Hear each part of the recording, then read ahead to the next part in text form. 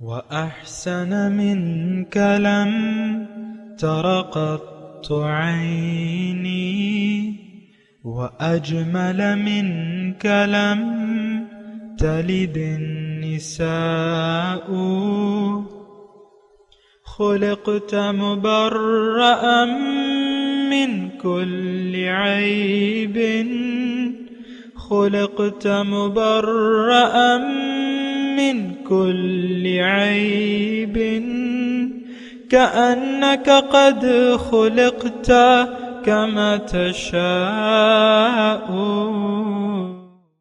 كتاب أنزلناه إليك مبارك ليدبروا آياته وليتذكر أولو الألباب.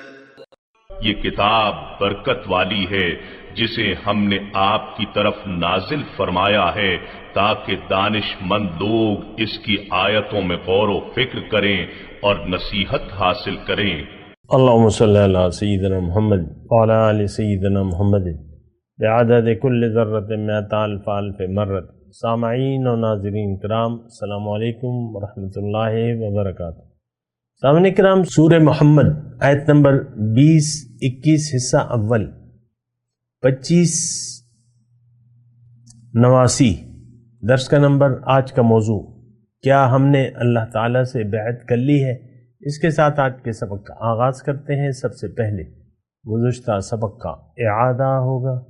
اعوذ باللہ من الشیطان الرجیم. پناہ مانگتا ہوں میں اللہ کی شیطان مردود سے. بسم اللہ الرحمن الرحیم. شروع اللہ کے نام سے جو بڑا مہربان نہایت رحم والا ہے. فاعلم انہ لا الہ الا اللہ واستغفر لذنبک وللمؤمنین والمؤمنات واللہ یعلم متقلبکم ومثواکم. پس جان رکھو کہ خدا کے سوا کوئی معبود نہیں، اور اپنے گناہوں کی معافی مانگو، اور مومن مردوں اور مومن عورتوں کے لیے بھی، اور خدا تم لوگوں کے چلنے پھرنے اور ٹھہرنے سے واقف ہے. سامعین کرام، سورہ محمد آیت نمبر 20. وَيَقُولُ الَّذِينَ آمَنُوا لَوْلَا نُزِّلَتْ سورہ، اور مومن کہتے ہیں کہ کوئی صورت کیوں نازل نہیں ہوتی، یعنی جہاد کے بارے میں. فَإِذَا أُنزِلَتْ سُورَةٌ، جب کوئی صورت صاف معنوں کی، انزلت سورۃ محکمۃ وذکر فیہا القتال، لیکن جب کوئی صاف معنوں کی صورت نازل ہو اور اس میں جہاد کا بیان ہو، قتال کا یعنی جنگ کا. رأیت الذین فی قلوبہم مرض، تو جن لوگوں کے دل میں نفاق کا مرض ہے، ینظرون الیک نظر المغشی علیہ من الموت فاولی لہم، تو تم دیکھو گے ان لوگوں کے جن لوگوں کے دلوں میں نفاق کا مرض ہے کہ تمہاری طرف اس طرح دیکھنے لگیں جس طرح کسی پر موت کی بے ہوشی طاری ہو رہی ہو. فاولی لہم، تو ان کے لیے، ان پر افسوس ہے یا ان کے لیے خرابی ہے. طاعتم وقول معروف، خوب کام تو یعنی اچھا کام تو یہی ہے کہ اطاعت ہو، فرما برداری اور پسندیدہ بات کہنا. فَإِذَا عَزَمَ الْأَمْرُ، پھر جب جہاد یا قتال کی بات پختہ ہو گئی، یعنی کام کا ارادہ ہو گیا. فَلَوْ صَدَقُوا اللَّهَ، تو اگر یہ لوگ اللہ سے کیے ہوئے وعدے کو سچا کر دیں، لَكَانَ خَيْرًا لَهُمْ، تو وہ ان کے لیے بہت اچھا ہوگا. فَهَلْ عَسَيْتُمْ، بہرحال اس تک مضمون بیان کرتے ہیں، پھر آگے چلیں گے. سورہ محمد میں نے آپ کو بتایا تھا سامعین کرام کہ یہ پہلی ہجری کے آخر میں اور دوسری کے آغاز میں اس کا نزول ہے، ابھی جنگ بدر نہیں ہوئی تھی۔ اور آپ کو یہ بھی معلوم ہونا چاہیے کہ مکی زندگی میں قتال کی یا مقابلے کی اجازت نہیں تھی، ظلم سہنے کی ہدایت تھی، برداشت کرنے کی ہدایت تھی۔ کیوں کہ اس وقت کوئی جماعت نہیں تھی، مسلمان تھوڑے تھے اور جماعت نہیں تھی۔ اصل بات ہوتی ہے جماعت سے۔ یہ ایک بات نوٹ کر لیں، ہم یعنی آج تو مسلمانوں کی کوئی جماعت نہیں ہے، لیکن لا اسلام الا بالجماع، اسلام تو جماعت کے بغیر ہو نہیں سکتا۔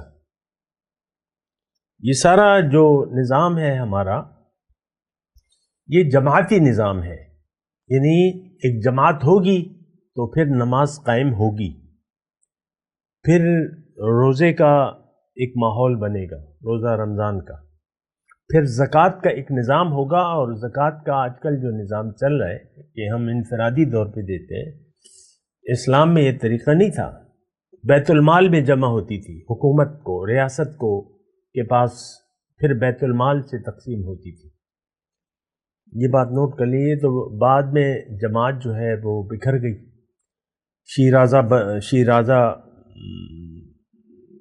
شیرازہ بندی ہو گئی مسلمانوں کی، مختلف فرقوں میں بٹ گئے اور مسلمان حکمران بھی نہ رہے، تو یہ سارا نظام جو ہے تلپٹ ہو گیا۔ اور ایک بات میں ضمنی طور پہ عرض کر رہا ہوں کہ دیکھیں، اسلام جماعت کے بغیر قائم نہیں ہو سکتا۔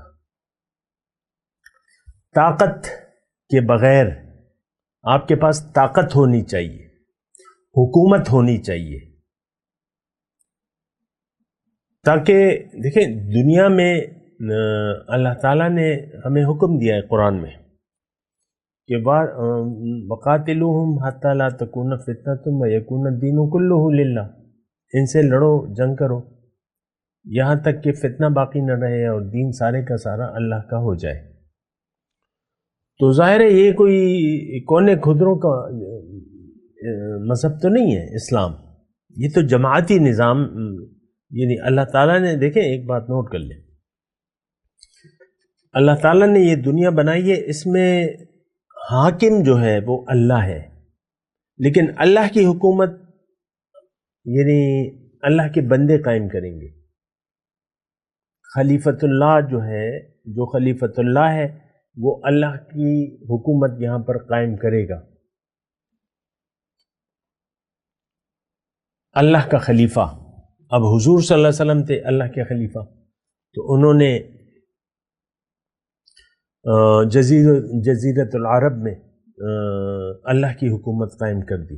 یہ ان کی ذاتی حکومت تو نہیں تھی۔ اسی طرح ہمارے جو خلیفہ تھے بعد میں، وہ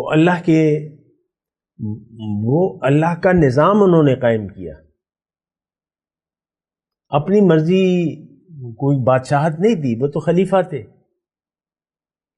4 خلیفہ آپ کو پتہ ہے، 4 خلیفہ۔ تو ایک بات تو یہ وہ ہے،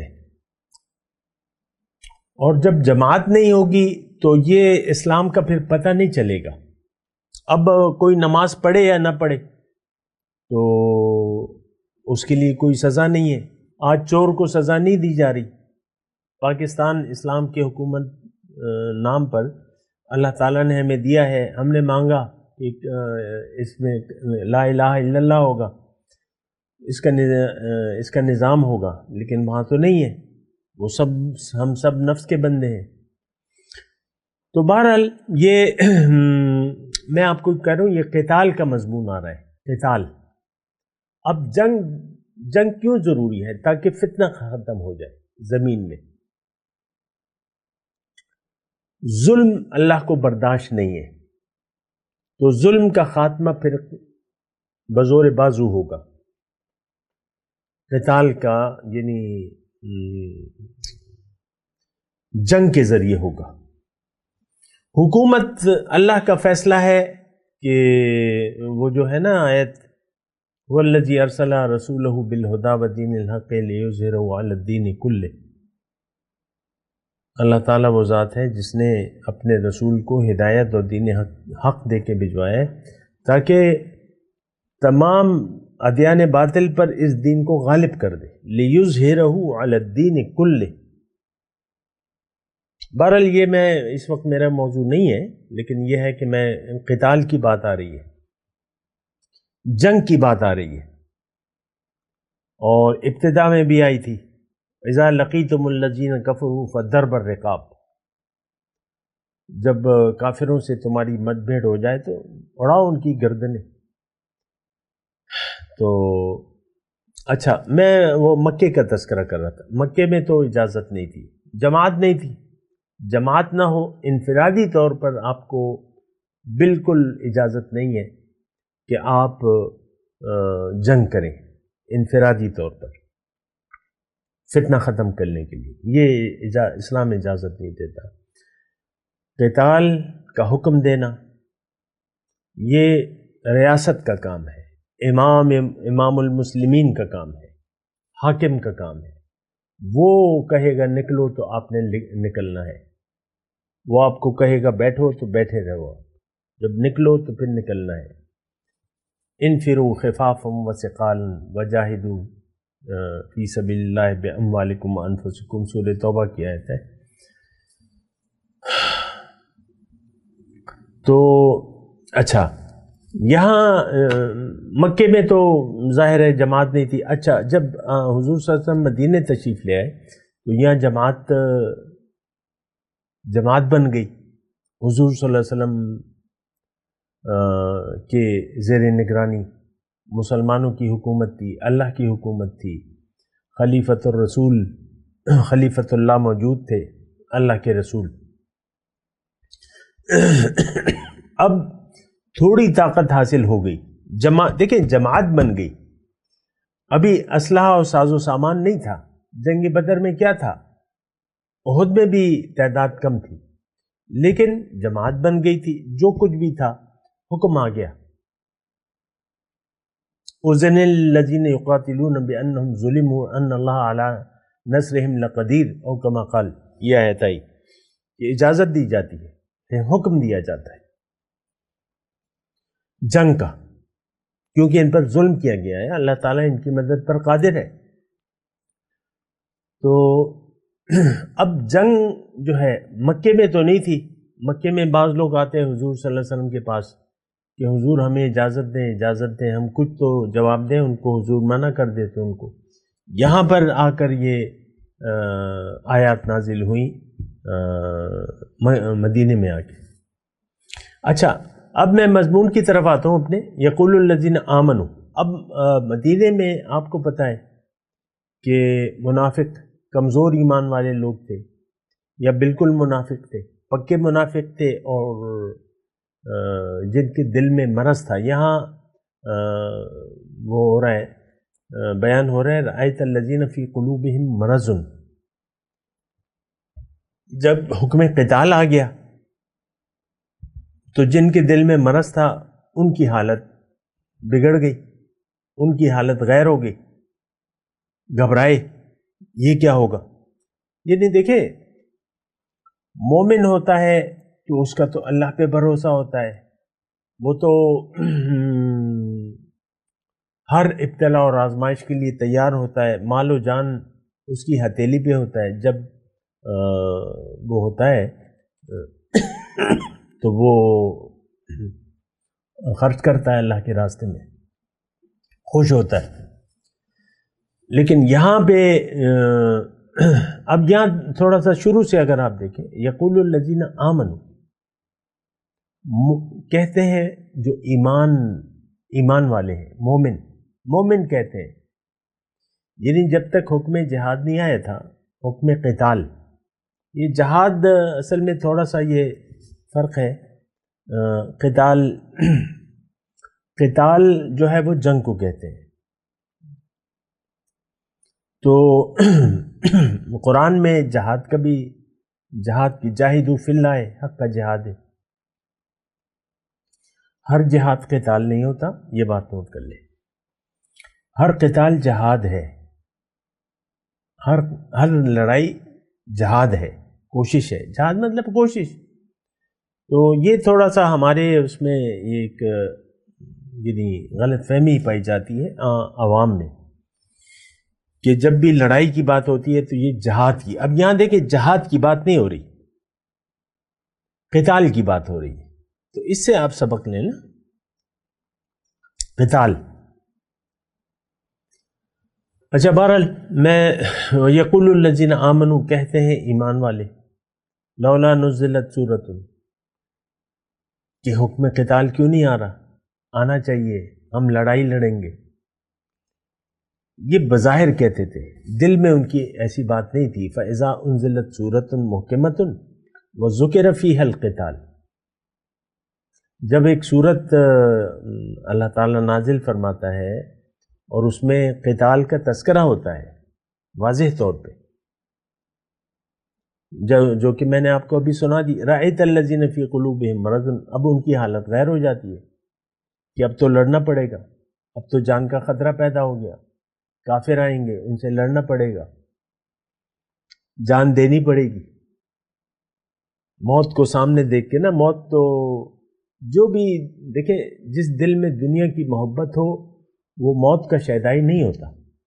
جو مومن ہوتا ہے وہ موت کے لیے ہر وقت تیار ہوتا ہے، اور جو دل میں محبت رکھتا ہے دنیا کی تو وہ تو اس سے تو ککھ نہیں ہوتا، کچھ بھی نہیں ہوتا. آج دیکھ لیں قتال کو تو ایک طرف رکھیں، ہم پہ تو عام جو نیک اعمال ہیں وہ بھی ہم سے نہیں ہو پا رہے. داڑھی مونڈنا جو ہے وہ آپ بند نہیں کر سکتے. جو لوگ بھی داڑھی مونڈ رہے ان کو یہ اچھا لگتا ہے، داڑھی سنت کے مطابق رکھنا یہ ایک بہت بھاری کام لگتا ہے. یہ داڑھی کا میں ویسے ہی نام لے لیتا ہوں، آپ یہ نہ سمجھیں کہ آپ نے داڑھی رکھ لی تو آپ مومن ہو گئے، ایسی بات نہیں ہے. مومنانہ صفات الگ ہوتی ہیں، لیکن یہ پارٹ آف اسلام ہے، اسلام میں داخل ہے داڑھی. یا بعض عورتوں کو یہ مردوں کا تذکرہ ہے تو عورتوں کا بھی کر لوں، ان کو شرعی پردہ جو ہے وہ بڑا بھاری پڑتا ہے. شرعی پردہ، بعض خواتین جو ہیں وہ بال جو ہے دکھاتی ہیں، بالوں کا پردہ ہے، لیکن نہیں ہوتا، بس گھر میں دوپٹہ نہیں لیتی، دوپٹہ سر سے نیچے ہوتا ہے، بال کھلے رہتے ہیں. ویسی ایک بات کہہ رہا ہوں، لیکن اس کا یہ مطلب بھی نہیں ہے کہ جو پردہ کر رہی ہے وہ کاملہ ہے، نہیں، یہ ایسی بات نہیں ہے. تو ویسے میں ایک بات کہہ رہا ہوں کہ اسلام اس وقت بھی ہمارے لیے بڑا مشکل ہے. مجھے بعض لوگ کہتے ہیں کہ بھئی آپ جو جس طریقے سے بات کر رہے ہیں تو یہ کام تو نہیں ہو سکتا، ایسا تو نہیں ہو سکتا، نفس تو پاک ہو ہی نہیں سکتا. مجھے بعض لوگ کہتے ہیں تزکیہ تو ہو ہی نہیں سکتا، یہ تو بڑا مشکل ہے. ہاں تو بڑا، میں بھی یہی کہہ رہا ہوں کہ جو جس کے دل میں مرض ہے تو اس کے لیے پھر مشکل ہے. یہ تو یہاں قتال کی بات ہو رہی ہے، ہر عمل مشکل ہو جاتا ہے. اب ہٹے کٹے لوگ جو ہیں میں نے دیکھے ہیں رمضان میں روزہ نہیں رکھتے، ہٹے کٹے لوگ ہیں مثال کے طور پہ، ورنہ ایسی بات نہیں ہے کہ جو روزہ رکھ لے بس وہ پورا ہے، نہیں رکھتے. غیبت ہے، ایک عام چلن ہے، غیبت حرام ہے، لیکن ان کو سمجھاؤ بھی تو وہ کہتے ہیں نہیں ہم تو کریں گے ایسا. ینظرون الیک نظر المخی. اچھا یہاں پہ میں تھوڑی بات کرنا چاہتا ہوں اللہ تعالیٰ کی عطا سے. رأیت الذین فی قلوبہم مرض، تم دیکھو گے جب یہ حکم آ جائے تو تم دیکھو گے جن کے دلوں میں مرض ہے. مرض کیا؟ بیماری کیا ہے؟ دنیا کی محبت. مختصر لفظ جو ہے. اور یہ دیکھیں دنیا کی محبت تو ایک اندھیرا ہے، لیکن اگر آپ نور کے طالب نہیں ہیں تو یہ اندھیرے رہیں گے. بات نوٹ کریں گے، اگر آپ نور کے طالب نہیں ہیں، اگر خالص اللہ کے طالب نہیں ہیں تو پھر آپ کے لیے یہ اندھیرے آپ کے اندر سے نہیں مٹ سکتے۔ دیکھیں اسی جو 21 نمبر آیت ہے، فَلَوْ صَدَقُ اللَّهَ، اگر انہوں نے اللہ سے کیا ہوا وعدہ پورا کیا ہوتا یہ ان کے لیے بہتر تھا۔ اب یہ کون سا وعدہ ہے؟ اللہ سے سچ بولا ہوتا یا اللہ سے کیا ہوا وعدہ پورا کر لیتے۔ اب یہ کیا ہے؟ اسلام کیا ہے؟ یہ تو بیعت کا نام ہے۔ إِنَّ اللَّهَ اشْتَرَىٰ مِنَ الْمُؤْمِنِينَ أَنفُسَهُمْ وَأَمْوَالَهُمْ بِأَنَّ لَهُمُ الْجَنَّةَ، اللہ تعالیٰ نے مومنوں سے ان کے مال و جان کا سودا کر لیا ہے۔ ہر مومن جو مومن ہوتا ہے وہ تو اپنے آپ کو بیچ دیتا ہے، اپنی مال و جان کا سودا کر لیتا ہے۔ یہ تو ہماری ایسی ایک فضول معاشرے میں رہ رہے ہیں کہ یہاں ہمیں بیعت کا مطلب بھی پتہ نہیں۔ رسمی پیر ہیں اور رسمی مرید بنائے جاتے ہیں۔ ہاں جی مٹھائی منگواؤ، یہ 2 مرید آ رہے ہیں، یہ بیعت ہو رہے ہیں، منگواؤ مٹھائی۔ بس یہ تو ظاہری، بس یہ تو سب کچھ یعنی بیڑا غرق کر دیا لوگوں نے دین کا۔ خدایا تیرے سادہ لوح بندے کدھر جائیں کہ سلطانی بھی عیاری ہے اور درویشی بھی عیاری۔ تو دیکھیں اسلام دراصل بیعت کا نام ہے۔ حضور صلی اللہ علیہ وسلم سے صحابہ کے بیعت کرتے تھے، بیعت عقبہ اولا، بیعت عقبہ ثانیہ، اس کی لمبی تفصیل ہے، اور پھر انشاءاللہ کسی وقت میں تفصیل سے بیان کر دوں گا۔ اسلام تو بیعت کا نام ہے۔ دنیا میں اللہ تعالیٰ نے، دیکھیں اللہ کی عطا سے میں ایک مضمون بیان کر رہا ہوں، اس کو ذرا غور سے سنیں۔ اللہ نے ہمیں پیدا کیا ہے اپنے لیے کہ اور ہمیں دنیا میں بھجوا دیا ہے کہ دنیا میں جا کے تم ایسا کرو کہ تم میرے راستے پر چلو، یہ جو اختیار میں نے تمہیں دیا ہے یہ مجھ پر بیچ دو، مال و جان کا اختیار، زندگی اپنی مرضی سے نہ گزارو، یہ اختیار مجھے دے دو، میں پھر زندگی میری مرضی سے گزارو، میں تمہیں بتاؤں گا۔ فَإِمَّا يَأْتِيَنَّكُم مِّنِّي هُدًى فَمَن تَبِعَ هُدَايَ فَلَا خَوْفٌ عَلَيْهِمْ وَلَا هُمْ يَحْزَنُونَ، میں تمہیں بتاؤں گا زندگی کیسے گزارو۔ تو اب یہاں پیغمبر آتا ہے، لوگوں سے بیعت لیتا ہے، پیغمبر کے بعد ان کے امتی ہیں۔ میں آج کی بات کروں، پیغمبر نہیں ہے تو آپ کس کے پاس جائیں گے؟ آپ جو یعنی وارث انبیاء ہیں ان میں ان کو تلاش کریں، آپ وارث نبی کو، علماء امتی کا، انبیاء بنی اسرائیل، اس کے ہاتھ پہ جا کے بیعت کریں۔ بیعت تو دراصل بندے اور اللہ کے درمیان ہوتی ہے، لیکن یہ مخلوق جو ہے رسول اور نائب رسول واسطہ ہوتا ہے۔ آپ ڈائریکٹ بیعت نہیں کر سکتے اللہ تعالیٰ سے، کیونکہ یہاں پہ آپ نے بندے کی بات ماننی ہوتی ہے۔ اطیعوا اللہ و اطیعوا الرسول و اولی الامر منکم، اولی الامر یعنی جو نائب نبی ہے، اولی الامر، اس کی بات، اس کی اطاعت کرنی ہوگی۔ ظاہر ہے ایک ٹیوشن آپ نے رکھنی ہوگی، باتیں ساری آسان ہیں، مشکل نہیں ہے۔ تو یہ ہر ایک مومن جو ہے، یہ فلو صدق اللہ پہ میں بات کروں، مومن جو ہے اس کا تو اللہ سے وعدہ ہے، اس نے بیعت کر لی ہے۔ مدینے کے جو بھی لوگ تھے، بیعت عقبہ اولا، بیعت عقبہ ثانیہ، اور پھر جو اوس و خزرج میں جو اسلام پھیلا ہے، تو یہ حضور صلی اللہ علیہ وسلم کے ہاتھ پہ بیعت ہوئی ہے، تو ان کے لیے بیعت لی گئی ہے،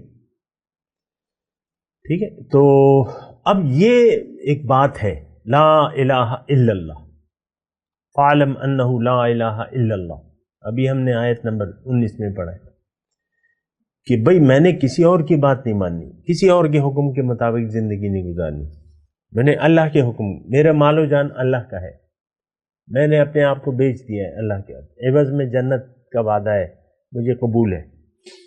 تو اب یہ جو آپ وعدہ کر لیں تو پھر آپ کو اختیار نہیں ہوتا اپنے مال و جان کو روک لینے کا یا ان کو بچانے کا۔ مال کی طلب ہو، مال دے دیں۔ ابو بکر صدیق رضی اللہ تعالیٰ عنہ نے گھر میں جھاڑو نہیں پھینک دی، ساری چیزیں لے آئے، یہ پلیٹیں آ رہی ہیں، یہ چولہا، جو رضائیاں، کمبل، بستر، جو بھی تھا وہ سب کچھ دے دیا۔ مطالبہ ہو تو پیش کر دیں، نہیں ہے تو پھر جذبہ رکھیں، جب مطالبہ آئے تو دیں، اور حسب ضرورت خرچ کریں، مال کو بھی، جان کو بھی۔ تجاہدون فی سبیل اللہ باموالکم وانفسکم، تو فلو صدق اللہ لکان خیر لہم۔ اب یہاں ایک دوسری آیت میں پیش کر دوں، فمن اوفی بما عاہد علیہ اللہ فسیؤتیہ اجرا عظیما، بیعتی کا مضمون ہے قرآن میں، جس نے پورا کیا وہ وعدہ، اوفی بما عاہد علیہ اللہ، یہاں صدق اللہ، وہاں اوفی بما عاہد علیہ اللہ، جس نے پورا کیا وہ وعدہ جو اس نے اللہ تعالیٰ سے کیا تھا، تو اس کو اللہ تعالیٰ بہت جلد اجر عظیم دے گا۔ یہاں فلو صدق اللہ لکان خیر لہم، اگر یہ لوگ اللہ سے کیا ہوا وعدہ پورا کر لیں تو یہ ان کے لیے بہتر ہے۔ تو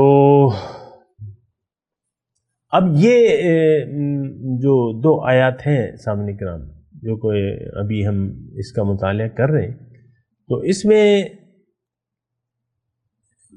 مومنوں کی جن کا ایمان مکمل نہیں ہے، یقین پورا نہیں ہے، لیکن پھر بھی اللہ تعالیٰ ان کو مومنوں کے نام سے پکار رہا ہے، تسلیم کر رہا ہے کہ انہوں نے بیعت کی ہے، انہوں نے اللہ سے وعدہ کیا ہے، تو ان کے چاہیے کہ اپنا وعدہ سچا کریں، لیکن اگر کوئی نہیں کرتا تو یہ پھر ان کے لیے نقصان کی بات ہے، ان کے لیے فاولا لہم، ان کے لیے پھر افسوس ہے، کیونکہ طاعتم و قول معروف، اطاعت ہے اور اچھی بات کہنا ہے، اسلام کا جو تقاضا ہے اطاعت اور اچھی بات۔ بہرحال ابھی میں تلاوت کرتا ہوں، میرے ساتھ دہرائیے۔ اعوذ باللہ من الشیطان الرجیم، بسم اللہ الرحمن الرحیم۔ وَيَقُولُ الَّذِينَ آمَنُوا لَوْلَا نُزِّلَتْ سُورَةٌ وَإِذَا أُنزِلَتْ سُورَةٌ مُحْكَمَةٌ وَذُكِرَ فِيهَا الْقِتَالُ رَأَيْتَ الَّذِينَ فِي قُلُوبِهِم مَّرَضٌ يَنظُرُونَ إِلَيْكَ نَظَرَ الْمَغْشِيِّ عَلَيْهِ مِنَ الْمَوْتِ وَأَوْلَى لَهُمْ طَاعَةٌ وَقَوْلٌ مَّعْرُوفٌ وَإِذَا عَزَمَ الْأَمْرُ وَلَوْ صَدَقُوا اللَّهَ لَكَانَ خَيْرًا لَهُمْ۔ اب ان آیات کی تلاوت اور ترجمہ۔ اعوذ باللہ من الشیطان الرجیم، پناہ مانگتا ہوں میں اللہ کی شیطان مردود سے۔ بسم اللہ الرحمن الرحیم، شروع اللہ کے نام سے جو بڑا مہربان نہایت رحم والا ہے۔ وَيَقُولُ الَّذِينَ آمَنُوا لَوْلَا نُزِّلَتْ سُورَةٌ فَإِذَا أُنزِلَتْ سُورَةٌ مُحْكَمَةٌ وَذُكِرَ فِيهَا الْقِتَالُ رَأَيْتَ الَّذِينَ فِي قُلُوبِهِم